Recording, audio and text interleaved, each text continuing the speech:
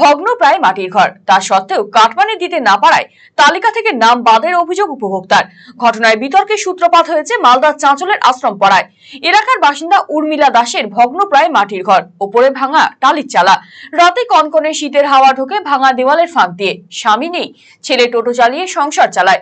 ঘরের জন্য সার্ভে করতে আসে প্রশাসনের আধিকারিকেরা, কিন্তু দাবি মতো 25,000 টাকা দিতে না পারায় আবাস তালিকা থেকে বাদ পড়েছে নাম।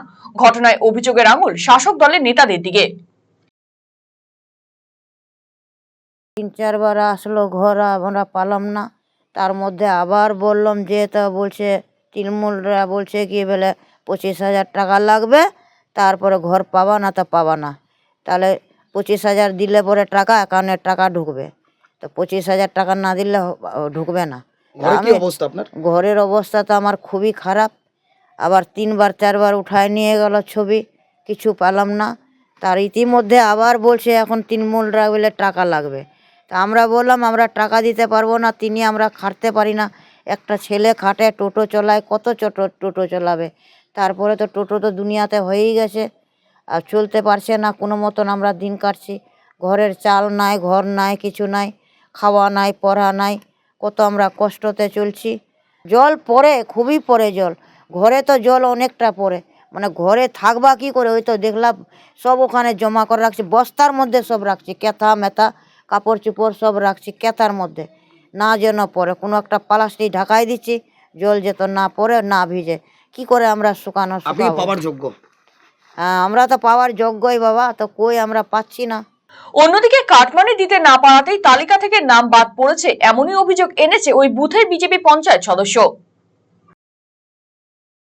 দেখুন, কাটমানির এই প্রথাতে অনেকে প্রকৃত যারা ঘর প্রাপ্য, যাদের পাওয়ার কথা, তারা এখনও পর্যন্ত পাচ্ছে না। এটা পশ্চিমবাংলার তৃণমূল কংগ্রেস শাসক দল, তাদের নেতা কর্মীরা তারা 25,000 টাকা, 30,000 টাকা বিভিন্ন জায়গায় বিভিন্ন রকমভাবে কাটমানি তুলে ঘর দেওয়ার ব্যবস্থা করছে। এখন তার জন্য প্রকৃত যারা, তারা বঞ্চিত থেকে যাচ্ছে। যারা পয়সা দিতে পারছে তারাই ঘর পাচ্ছে।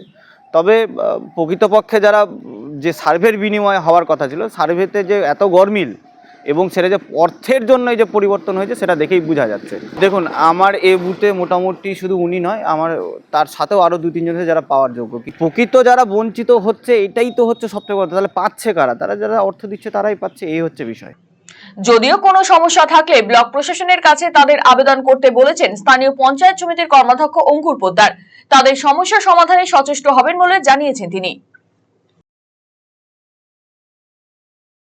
যদি উনার নাম না এসে থাকে তো এখানে তো আমাদের কিছু করার নেই। যদি নাম এসে থাকতো এবং ইনকোয়ারিতে যদি বাদ যেত, আমি কি করতাম? আমি ওর কাজটা, যেহেতু আমি নিজেও দেখে এসেছি যে বাড়িটার অবস্থা খুবই খারাপ এবং ওখানে সত্যিই গরিব মানুষ, কিন্তু যেহেতু নাম নেই সেটা আমরা এখানে কিছু করতে পারছি না। যেহেতু মমতা ব্যানার্জি নিজে আবাস যোজনায় বলেছেন যে কোনো গরিব মানুষ বাদ যাবে না, এমন কোনো ব্যক্তি নাই যে গরিব মানুষ বাদ যাবে এসে। তো আমি চেষ্টা করব, একবার বিডিও সাহেবের সাথেও কথা বলবো, যদি কোনো থাকে উপায় থাকে আবেদন করে তার যদি পাইয়ে দেওয়া যায় তা আমরা ওটা চেষ্টা করব। আর যেটা বলছেন যে বুথ সভাপতি যদি টাকা চেয়ে থাকে, যদি তার আমার কাছে যদি কোনো প্রমাণ আসে, আমি তার বিরুদ্ধে যথাযথ ব্যবস্থা নেব, আইনের ব্যবস্থা।